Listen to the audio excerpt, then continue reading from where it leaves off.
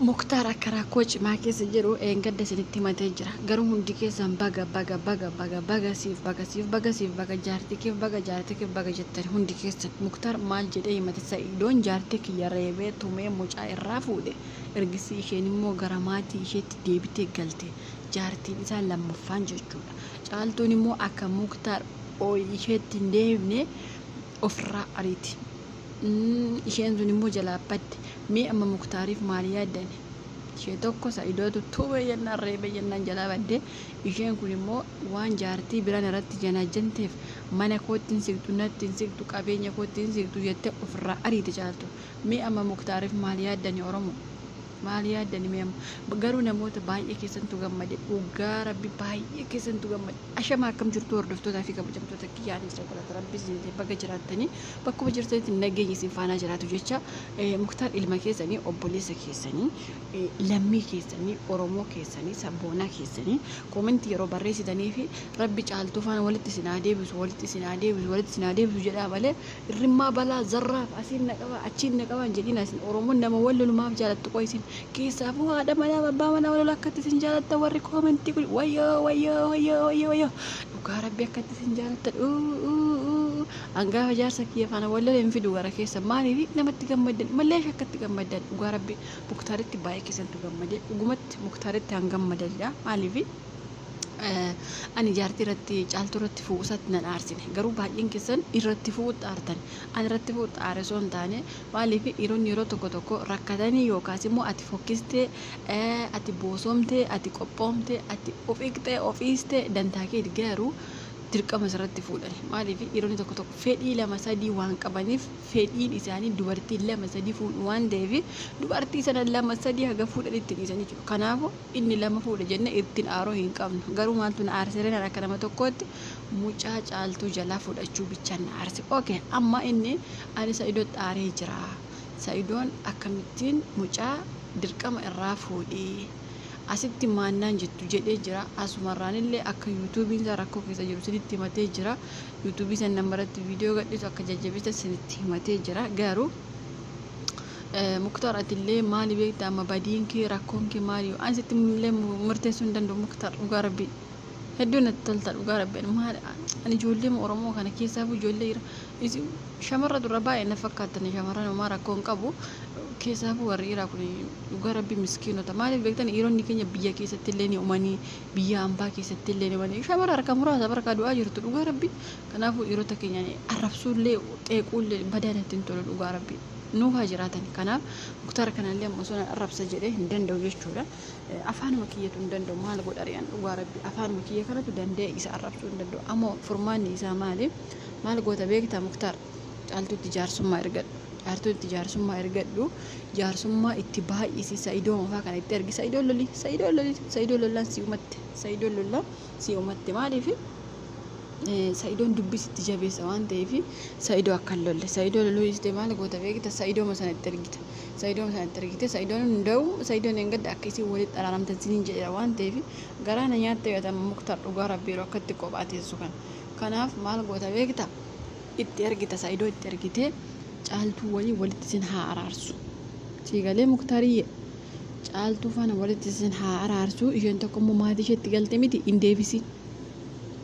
ishee takka hin deebisiin Muktaar hin deebisiin intaloon sun guyyaa tokko qabdee sireebuu ishee waanuma ani dhiironni qoy dubartii onnee qabdu maaliif fuutuu qoy sirreef dibar guyyaa tokko dhugaa Rabbi dayyuus akka keenya kana fuudhanii isin haadha boosetti akka keenya kana dayyuus amma dhugaa Rabbi nama loluun jaaladhu dhugaa Rabbi hin sodaadha nama loluu kanaaf dubartiin jagni jireenyaaf hin taatu kana qawweetti ani bosonatti gashuu yookaas immoo waraanatti geessuudha dubartii akkas jagna akkasii kana bakkaan akka caaltuu kana jireenyaaf ta'a dhugaa Rabbi maal taate Muktaar durumaaniyyuu siin Rabbuma si jaanjesse Muktaar dhiisi deebii bakka garma caaltuu bakka tasgabbooftetti kana caaltuu amma ayyuuf intalli kuni dhugaa Rabbi sinitti mana jibbitan na jibbaa malee ayyuuf intalli kun maqaa ishee illee hin beeku jaartii lammaffaa Muktaar kuni isaan lamaaf waraana geessu qawweettanii waraana geessu hundi keessan dubartoonni akkasii yoo jiraatan isin gara waraana deema biyya keenya nuu bilisumsa dhugaa Rabbi maali akka waraana wayiitti mana keessa jiraatanii bar kanaaf warri akkasii kun bakka waraanaa deemaa jechuudha. Bakka waraanaa deema dhugaa rabbii biyya keenya nu bilisoomsa onnee akkasii qabaatanii jagnummaa akkasii qabaatanii maal keessa teessu qoy biyya nu bilisoomsitanii deemtanii maal fuutu mana keessa maal hojiin keessa maal hojjettu mee dhugaa rabbii deemaa warri keessaafuu as naqabi achi naqabi amma keessaafuu ayyuun tokko inna lillahi wa inna raaji'uun dhugaa rabbii kunillee akkasuma kanaaf maatiin jechuu barbaada Muktaar caaltuu makana isin baqqaati caaltiyyee makana bareedditti kana haadha ilmoo kee kana ifumatti jaarsummaa ergadhu bakka gurra kirasi yaa calaw ifumatti ergadhu jaarsummaa immoo Sa'idooma ergi Sa'idooma kanarraan hin fagaatin natu siin jee Muktaar saree tamma aartee Sa'idoon akkas na gooyee Sa'idoon jaartii kiyya akkanatti tumee mucaa irraa fuu jechuu dandeessa bagatume dhugaa rabbi Sa'idoo kingi bagatume waan mucaa qabattee teessi barin talo